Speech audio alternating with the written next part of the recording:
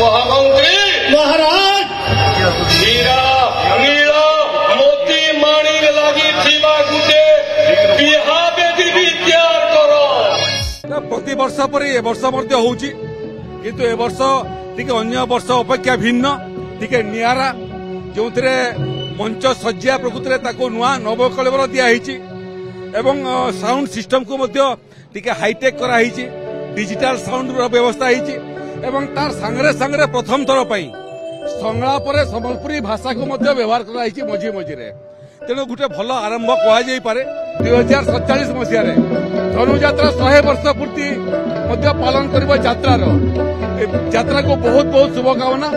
समग्र देश को नुह समग्र मानव समाज को जो वार्ता होची जे धर्मर अधर्म विरुद्ध विजय, सत्यर असत्य विरुद्ध विजय, न्यायर अन्याय विरुद्ध विजय खोला मंच रे विदाउट स्क्रिप्ट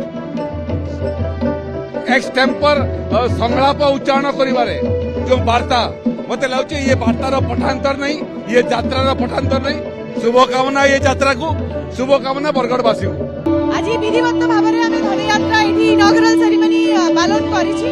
एही समय रे आम गहन मान्यवर एमपी श्री सुरेश पुजारी, मान्यवर एमएलए श्री देवेश आचार्य, एसपी बरगड़ एवं अन्य अतिथि माने प्रेजेंट थिले।